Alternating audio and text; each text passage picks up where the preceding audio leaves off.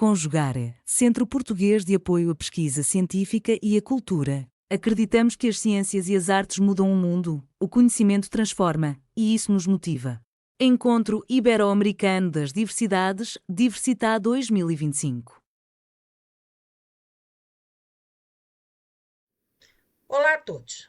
Como presidente da Comissão de Organização do Encontro Ibero-Americano das Diversidades, Diversitá 2025, que estará a ser realizado nos dias 17, 18 e 19 de junho de 2025, gostaríamos de agradecer a presença de todos e convidá-los para assistir à conferência de abertura da doutora Yassanã Martins, cujo título é Teatros Feministas, Descentralizando a Narrativa Hegemônica. A doutora Yassanã é artista de cena, formada em licenciatura em teatro pela Universidade Federal do Rio Grande do Sul, no Brasil. É mestra e doutora pelo Programa de Pós-Graduação em Artes Cênicas da mesma universidade. Trabalha como atriz na Companhia Rústica de Teatro do Rio Grande do Sul com as peças Cabaré da Mulher Braba e Cabaré do Amor Rasgado. E com a Companhia Dramática, também do Rio Grande do Sul, com a peça Mulheragem.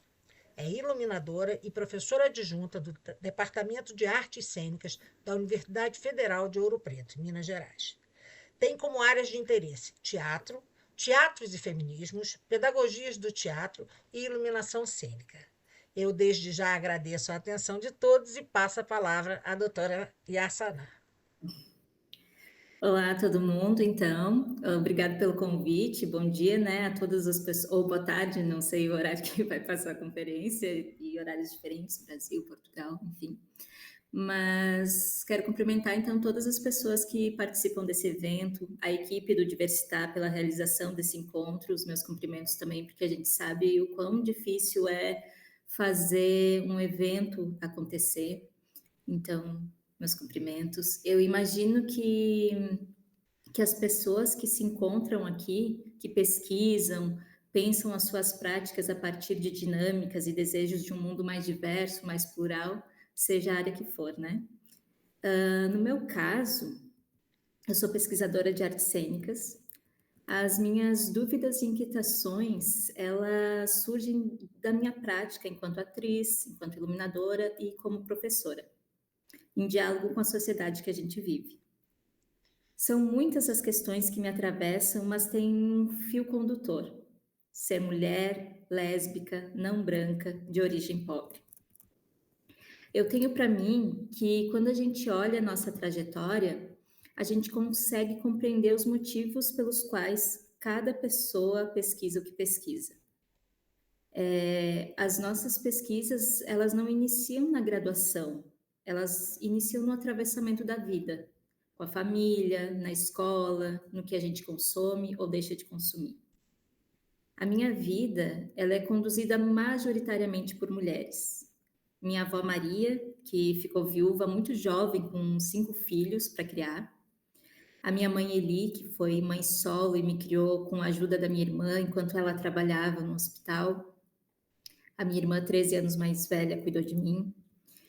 Na escola, em todo o período do ensino fundamental e médio, eu tive apenas um professor, ou seja, foram mulheres que me conduziram na vida escolar. Isso que eu compartilho é muito pessoal, né? O que isso tem a ver com pesquisa? Tem a ver porque essa história não é só minha. Muitas pessoas se identificam porque essa é uma realidade, pelo menos no Brasil. Eu também compartilho a partir da minha vivência, porque eu sei que muitas garotas que podem se identificar, né, com a minha história, elas podem se ver para além do que é direcionado para a gente. Podem se ver na universidade, como pesquisadoras, ou onde e como quiserem. Eu compreendo que narrar é pertencer, se fazer pertencer. Pensando assim, desde a graduação, eu tenho uma escuta para as narrativas de mulheres. Orientada pela professora Vera Bertoni na graduação, eu tinha curiosidade em saber como as professoras da escola básica elas desenvolviam seus trabalhos enquanto professoras de teatro e enquanto artistas. Então, a partir dessa curiosidade, eu desenvolvi o meu TCC.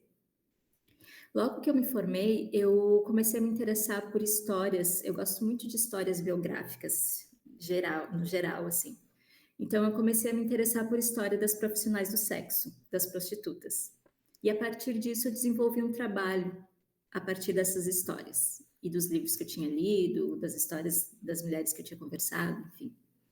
Foi esse trabalho que me levou a desenvolver a pesquisa de mestrado que foi orientada pela professora Patrícia Fagundes. E em 2015, foi 2015, então atravessada pela hashtag Meu Primeiro Assédio, eu criei junto com a minha colega de cena, Jussara Gaspar, que é minha colega da companhia dramática, a gente criou uma peça que se chama Todas Nós, que é um trabalho biográfico e autobiográfico sobre histórias de violência contra a mulher. A cena apresenta histórias, infelizmente, muito comuns, que são de meninas estupradas por homens da família ou vizinhos, homens muito próximos, de mulheres que dependem financeiramente de homens, dos seus companheiros, e usam essa dependência, e eles usam essa dependência como um poder, ou então de mulheres que sofrem agressões porque o companheiro não aceita não ser o provedor. Mulheres assassinadas por homens que não aceitam não como resposta. Feminicídios. Mulheres assassinadas por serem mulheres. Foi durante a pesquisa de mestrado que eu tive mais consciência do apagamento da figura das mulheres no teatro. Fazendo esse trabalho sobre violência contra a mulher, eu me vi escrevendo o meu trabalho, falando o trabalho do ator, mas eu estava falando da minha prática e da minha colega. E nós éramos duas mulheres em cena. E aquilo não cabia na minha escrita. Falar o trabalho do ator, mas nós somos mulheres. Então foi ali que as coisas começaram a ficar mais consciente para mim. Já me atravessava, mas eu acho que a consciência surgiu mais nesse momento. E principalmente, então, eu comecei a pensar no apagamento da figura dessas mulheres no teatro. E daí eu fui entendendo, né, que no percurso da minha formação teatral, eu fui ensinada, estudei muito sobre os grandes homens do teatro. Se falava assim, os grandes homens de teatro. Eu realmente aprendi a admirá-los pela sua dedicação, pela paixão deles pelo ofício. Ainda nessa trajetória, eu conheci também algumas mulheres de teatro. Poucas, né, na história escrita, se comparado aos registros de homens de teatro. Mas na vida, no cotidiano, eu conheci em maior número as mulheres de teatro. As minhas primeiras professoras no teatro foram mulheres. Na universidade, onde eu cursei licenciatura, o corpo docente era composto, em sua maioria, por mulheres, e na pós-graduação, majoritariamente por mulheres também. Então, ampliando o olhar para a cidade de Porto Alegre, que é a cidade que eu morei até recentemente, que é o lugar da minha pesquisa, as minhas maiores inspirações foram e são mulheres. Eu identificava na cena o trabalho de muitas diretoras, atrizes, iluminadoras, produtoras e de algumas técnicas. Algumas porque a técnica, pelo menos no Brasil, ela é um lugar também muito masculino na sua origem, e ainda temos poucas nesse lugar. E essas mulheres, né, essas profissionais, elas influenciam diretamente as minhas escolhas profissionais. E daí eu pergunto, né, quem disse que as trajetórias delas não compõem as narrativas da história do teatro? Então, os questionamentos em relação a gênero começaram a emergir com mais consciência e daí eu me senti instigada, então, a revisitar a minha trajetória, as mulheres de teatro que inspiram, influenciam o meu fazer, modo de pensar e de compor a cena ética e esteticamente. A escritora Conceição Evaristo, caso alguém não conheça, vale muito a pena conhecer as obras dela. Ela afirma que mesmo que as nossas histórias sejam inventadas, que sejam tramadas pela perspectiva das mulheres que vivem e inventam seus próprios fatos, e não por aqueles que não sabem das nossas vivências, dos nossos desejos e ações, e que só contam a história por uma única perspectiva. Entre os temas urgentes, então, da contemporaneidade, que ganham saliência, relevância no teatro está a participação das mulheres e o registro dos seus nomes como importantes colaboradoras desse fazer. Então, eu penso que é necessário descentralizar as narrativas do teatro, focalizada apenas nas ações dos homens. É preciso ampliar um olhar e uma escrita sobre o que a gente faz, afirmando a nossa capacidade de falarmos por nós, mulheres de teatro, sobre os nossos corpos, as nossas experiências e a respeito do nosso território. Ainda que o teatro, né, tenha como característica uma postura crítica para a política, para o social e para as implicações humanas, ele não escapa das marcas do machismo e da estrutura patriarcal, que atravessam a nossa cultura, que foi desenvolvida pelos homens para beneficiar os homens. A gente sabe disso. O teatro, ele faz parte do seu tempo, do seu contexto social. Eu vejo que o desafio é olhar para essa estrutura e tornar visível a dinâmica das mulheres, né? A participação das mulheres nos mais variados espaços da cena teatral. Então, no desejo de contribuir para o registro formal da pluralidade das narrativas sobre o teatro brasileiro, no doutorado, também orientado pela professora Patrícia Fagundes, eu busco identificar, no contexto da cena artística de Porto Alegre é a capital do Rio Grande do Sul, um estado ao sul do Brasil. É importante falar isso porque o lugar, o nosso território, ele é demarcado politicamente na forma que a gente pensa, no jeito que a gente cria, no que nos atravessa, né? Então, dentro desse contexto da cena artística de Porto Alegre, eu pensei, né, eu busco identificar como as atrizes, as encenadoras e iluminadoras, elas se inserem nas suas profissões à medida que esses papéis são desempenhados por elas, pelas mulheres. Então, a partir das lutas feministas, a gente sabe que os direitos das mulheres avançaram. Mas, por outro lado, é preciso também estar atenta às diferenças entre as mulheres no tratamento, no alcance de certos direitos, definidos por questões de classe, raça e outros marcadores sociais que acabam gerando demandas específicas de mulheres, né? Mulheres trans, indígenas, lésbicas, idosas, deficientes, por exemplo. Hoje, apesar das dificuldades, nós temos muitos avanços. Para vocês terem ideia, na atuação, no teatro, no início que a gente tem escrito, né? No teatro ocidental, pelo menos, durante os períodos clássicos ali, no teatro grego, elisabetano, os homens, eles atuavam nos papéis masculinos e femininos. Eu já disse, né, que o teatro é reflexo da sociedade. Naquele momento, as mulheres não tinham lugar na cena e elas eram proibidas de atuar, porque elas não eram consideradas cidadãs, ou elas não eram consideradas cidadãs, ou elas estavam submetidas ao ambiente privado.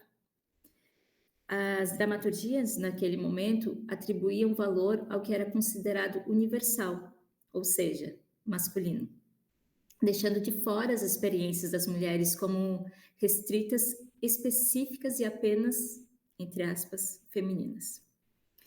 Quando as mulheres apareciam na dramaturgia, elas ocupavam lugares submissos a serviço dos homens, mesmo quando identificadas como heroínas. Isso quem diz é Eliane Aston, é uma escritora estadunidense, uma pesquisadora estadunidense sobre teatros e feminismos. Entre as contradições, né, uma das primeiras aparições das mulheres nos palcos se dá na comédia dell'arte, isso mais ou menos 1545, nesse período histórico. Esse gênero teatral, a comédia dell'arte, ele é conhecido pelas máscaras que representam diferentes personagens. No entanto, as mulheres elas não usavam máscaras para evidenciar que se tratava de uma atriz representando e não um ator. Tem uma pesquisadora que se chama Joyce Brondani, ela diz que em 1545, quando foi essa data que se tem registro, né, da primeira companhia dell'arte na cidade de Pádua, somente homens estavam no contrato.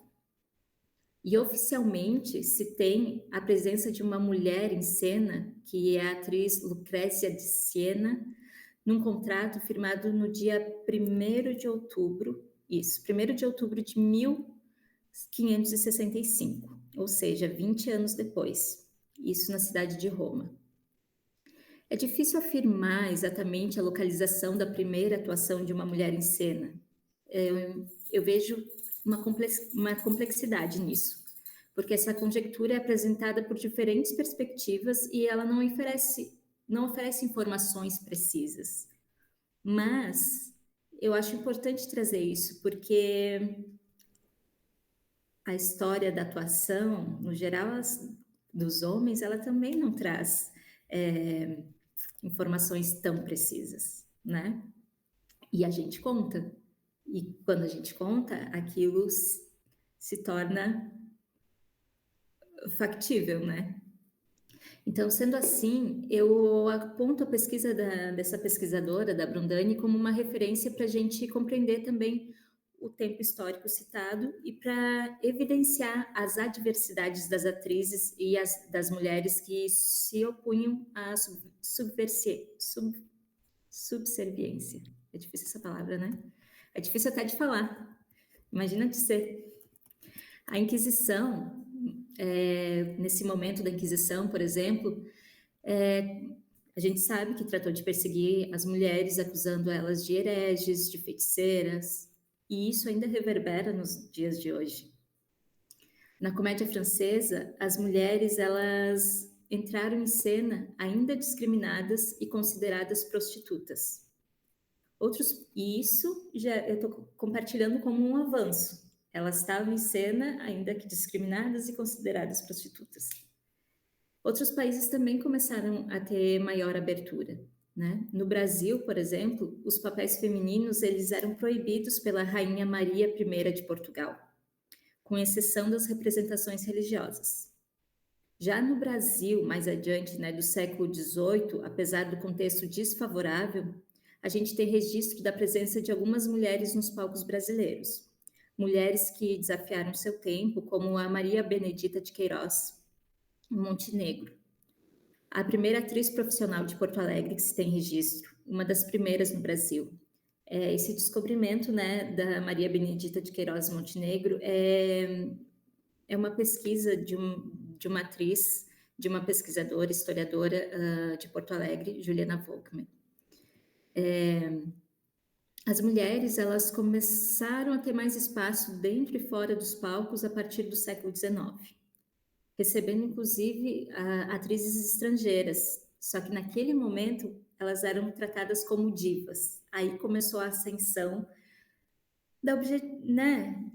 de ver a mulher em palco, mas também a objetificação do corpo, mas também elas querendo estar ali, então tem esse contexto. A inserção da mulher no mercado de trabalho, provocada pela necessidade de mão de obra a partir da Revolução Industrial, ali, século XIX, né, consolidava a formação do capitalismo e também afetou o nosso campo. O teatro não passa ileso em nenhum momento dos acontecimentos, né? No século seguinte, então, as mulheres elas passaram a ter maior autonomia no fazer teatral, né, enquanto atrizes, produtoras, e além do crescente número de mulheres empresárias, donas de companhias teatrais. Apesar das artistas elas terem ampliado seu espaço na cena, no Brasil da ditadura militar era obrigatório o registro de artistas na Polícia Federal, no mesmo setor onde se registravam as prostitutas. Ou seja, as atrizes, elas tinham uma carteirinha como prostitutas, era assim que elas eram consideradas. Só mais tarde, elas vieram, o trabalho de atriz veio ser compreendido como uma profissão. Na década de 70, diversas criações cênicas se propuseram a pensar a mulher na sociedade, principalmente com trabalhos biográficos e autobiográficos, isso no mundo, tá? evidenciando em cena questões urgentes para as mulheres. E a partir desses aspectos de extrema urgência, sobretudo em relação ao corpo, ao social e ao político, ou seja, as mulheres escrevendo sobre si, sobre seus corpos, sobre suas demandas, né? Já na encenação, na direção teatral, ela é acompanhada de nomes de importantes encenadores da história. A gente chama de encenação ou direção, então vocês vão ver que aqui eu vou falar as duas palavras, mas é a mesma profissão, tá? Então a gente conhece também esses nomes de encenadores da história também, principalmente nos encenadores chamados os grandes homens de teatro. Eles realmente revolucionaram a cena teatral, né? A partir, principalmente ali, final do século XIX, início do XX, com a Revolução Industrial, o aparecimento da luz elétrica, isso mudou muito a cena. E a gente sabe muito sobre eles, a gente estuda muito sobre eles, né? Então, o encenador, ele se tornou figura central no teatro. E essa função ganhou autoridade, status, e passou a ser se relaciona essa profissão como um lugar de liderança. A gente estuda, né, as práticas pedagógicas, os pioneirismos estéticos, as propostas cênicas que marcaram a cena teatral, enquanto pouco se fala das encenadoras do mesmo período. Há pouco tempo, eu escutei pela primeira vez o nome da encenadora britânica Edith Craig. Essa artista é uma artista do início do século XX que atuava em várias frentes como produtora, figurinista e encenadora. Tem uma pesquisadora que se chama Júlia Santana dos Santos, que ela diz que o nome de duas encenadoras do início do século XX são mencionados, que é o da Edith Craig e o da italiana Cosima Francesca Gaetana Wagner, que construiu junto com a Cosima, construiu junto com seu marido um teatro em Beirute. E após a morte do companheiro, ela passou a administrar o teatro e passou a dirigir espetáculos que geraram renda para a família. Ou seja, o trabalho dela estava gerando renda e criando esse espaço, né? Além das encenadoras, elas serem contemporâneas e a gente saber pouco dela, os trabalhos delas começaram a ser difundidos recentemente. E ambas carregam o sobrenome de artistas homens, reconhecido pelas suas histórias e produções artísticas difundidas no teatro, que é o Edward Gordon Craig. A gente estuda muito sobre ele e sobre a sua perspectiva de cena. E eu lembro que desde o início da faculdade, quando eu entrei, eu soube de Edward Gordon Craig e não soube da irmã dele, né? Desse nome tão importante, Edith Craig. E da Cosima Wagner, ela foi esposa do Richard Wagner.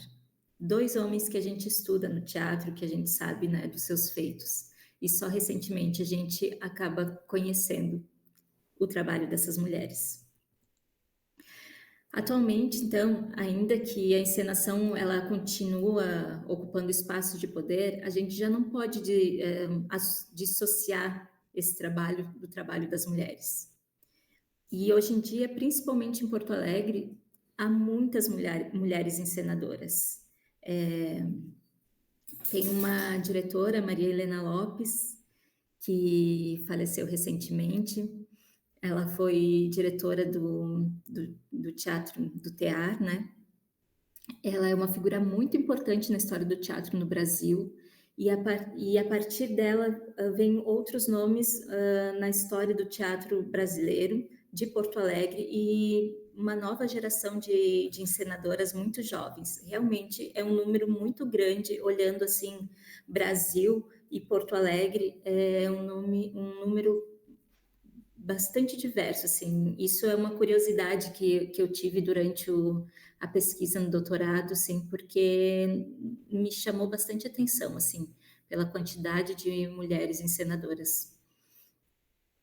E por fim, então, na iluminação, com o advento, né, da luz elétrica que eu falei antes, a iluminação cênica ela ganha um grande espaço na cena, porque antes a iluminação ela era usada de uma maneira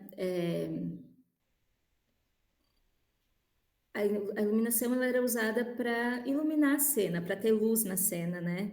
Poucos momentos se teve essa luz para criar atmosferas. A partir da iluminação cênica, nesse momento histórico da luz elétrica, ela ganha esse espaço importante porque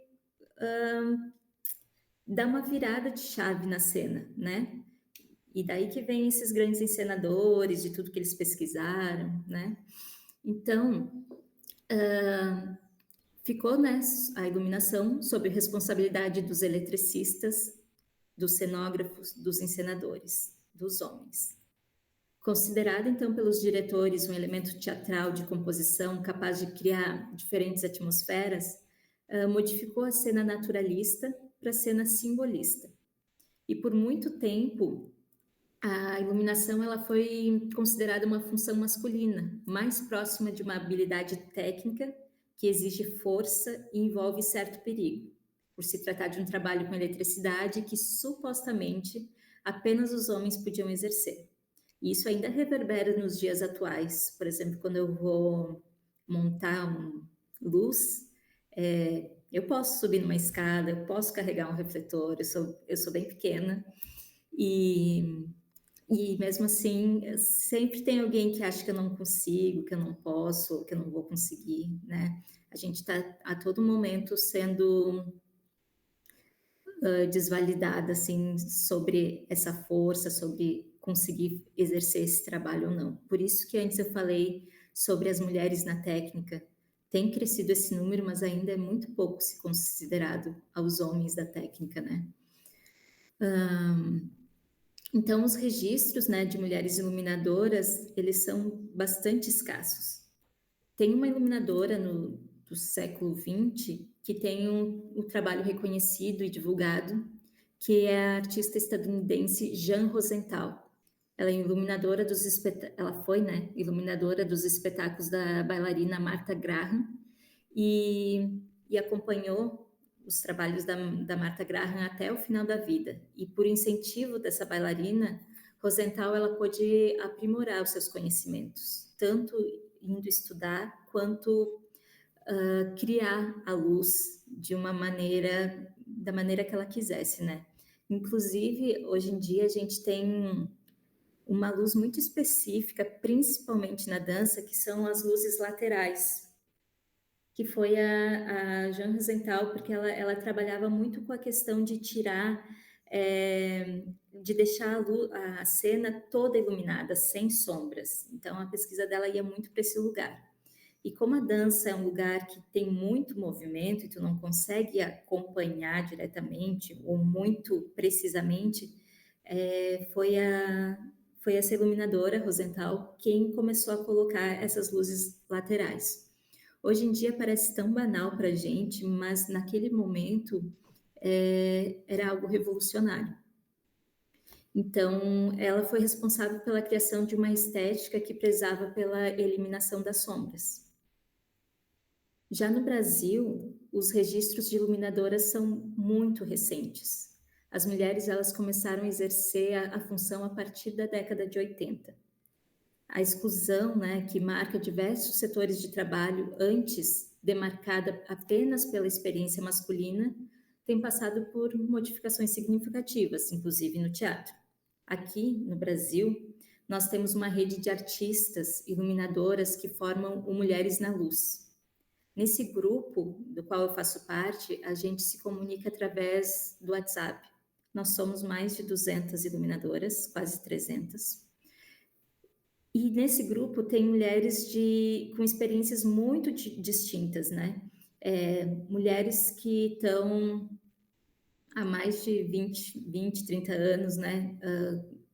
Uma experiência de iluminação, outras que estão começando. Então, nesse grupo, a gente se comunica, sei lá, se eu estou com uma dificuldade aqui na mesa de luz que eu fui trabalhar hoje, eu digo lá, gurias, eu não estou conseguindo fazer isso aqui, daí outro diz, talvez tenta isso, tenta aquilo. A gente se ajuda, a gente se acompanha.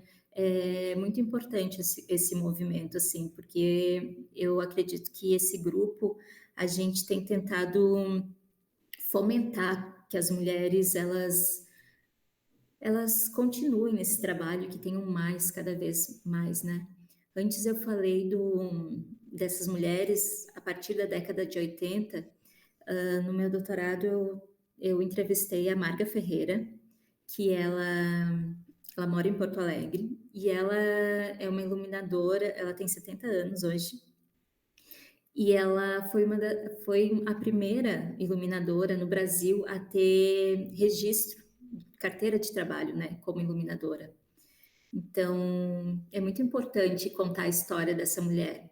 Eu estou tentando ver um meio de escrever a história dela, porque eu acho muito importante, e aproveitar também, né, nesse diálogo com ela, de construir esse livro, que ela tem material da vida dela, dos espetáculos. Eu acho muito importante demarcar esse lugar, sabe, contando a história da Marga.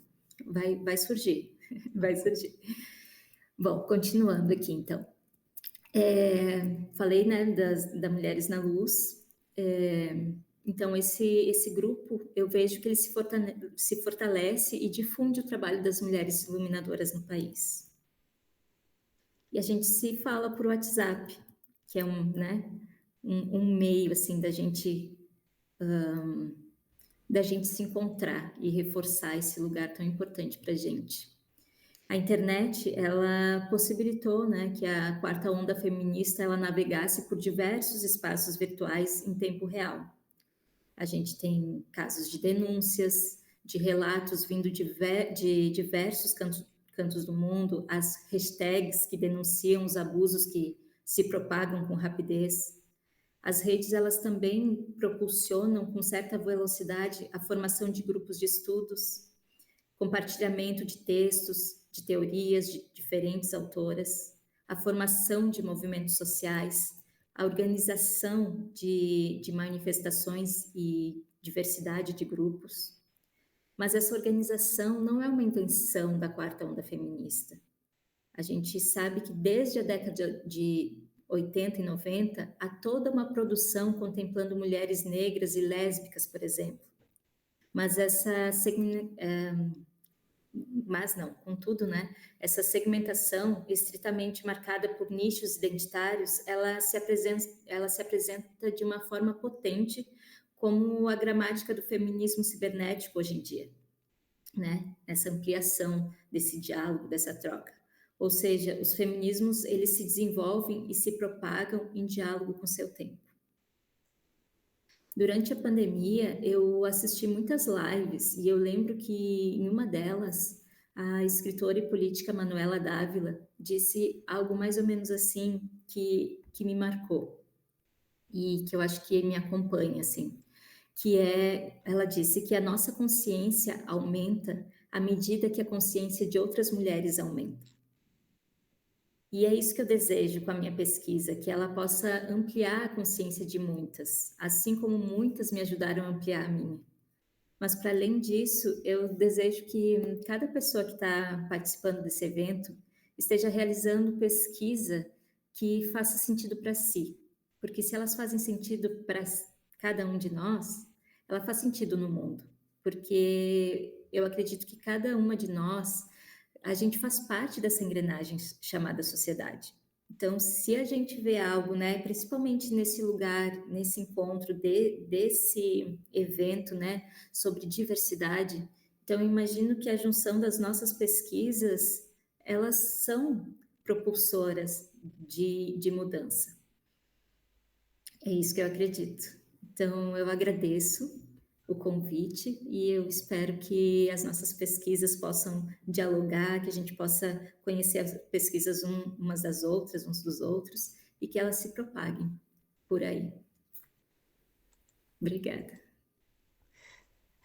Olha, muito bom te ouvir, doutora Ana, muito bom mesmo, porque eu tenho 65 anos, então eu vivi todo um outro movimento da história das mulheres, dessa propagação do feminismo, e eu ainda convivi com muitas mulheres que sofriam um apagamento assim, infindavelmente maior do que as mulheres sofrem hoje.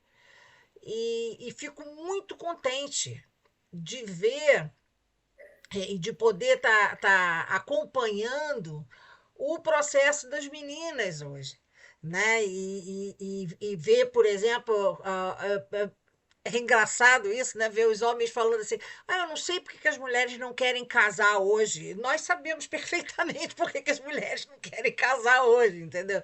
Ninguém está mais afim de ser babá e de ser dona de casa e de ser mãe de um outro homem na vida delas, entendeu? Se elas tiverem que ser isso, elas querem ser dos filhos e não dos maridos, né? E essa expectativa do teatro e da iluminação é muito interessante, porque você é exatamente o que a doutora falou.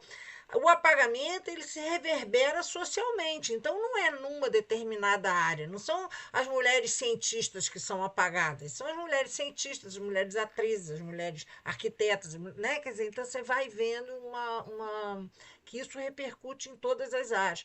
Eu tive a sorte, tenho a sorte de ter uma amiga que é iluminadora e trabalhou muitos anos no Rio de Janeiro, fez muito. Não trabalhava tanto, trabalhava em teatro, mas trabalhava muito com show também, a Bartira, e ela era a única. A gente era a única iluminadora que a gente conhecia. Entendeu? Quer dizer, e aí valida exatamente o que foi dito sobre essa escassez de mão de obra feminina, muito por conta de uma suposta inferioridade física, inclusive, para assumir um determinado trabalho, como se subir um refletor numa escada fosse algum trabalho hercúleo, né? Como se uma mulher que tivesse minimamente uma força para levantar uma mala não fosse capaz de levantar um refletor, né? A gente não está falando de um canhão, a gente está falando pode até chamar de canhão de luz, mas não é propriamente desse canhão que a gente está se referindo, né? E nesse manto de excessiva sensibilidade e excessiva fragilidade, e isso nos colocou num lugar de incapacidade, né? Quando sabemos muito bem que, muito pelo contrário, tem coisa que a gente sabe lidar com peso, é lidar com dificuldade, é lidar com os percalços que a vida tem e que para nós, convenhamos, não são nada fáceis, visto o número de, por exemplo, feminicídio que acontece no Brasil, né? Visto, por exemplo, o número de estupros, principalmente dentro de família, que acontece no Brasil, né? E essa realidade é uma realidade mundial, mas a gente sabe que a situação brasileira, infelizmente, ela ainda é agravada, né?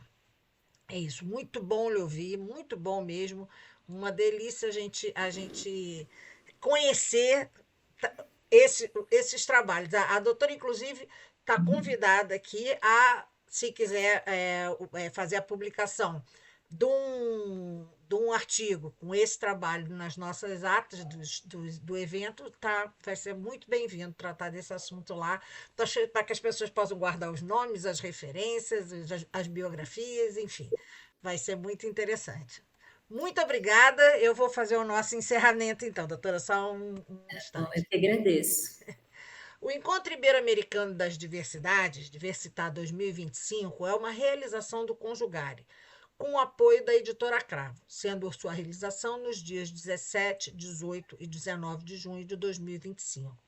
O Conjugare, Centro Português de Apoio à Pesquisa Científica e à Cultura, é uma entidade que reúne pesquisadores de diversas áreas de conhecimento ligados a instituições de ensino e pesquisa em todo o mundo. Com sede no Porto, em Portugal, a missão do Conjugare é a promoção do ensino e pesquisa e da comunicação e divulgação científica, articulando a produção da comunidade acadêmica com as demandas sociais para o desenvolvimento. Nossos projetos conjugam ações sociais, culturais e científicas que são entendidas como um tripé importante para a formação de uma sociedade crítica e com bem-estar. Agradecemos as participações e convidamos a todos a assistir às comunicações que se encontram disponíveis no canal Conjugare do YouTube. Obrigada. Realização: Conjugare, Centro Português de Apoio à Pesquisa Científica e à Cultura. Apoio: Editora Cravo. Inscreva-se no canal, comente, curta e compartilhe. Obrigado por assistir.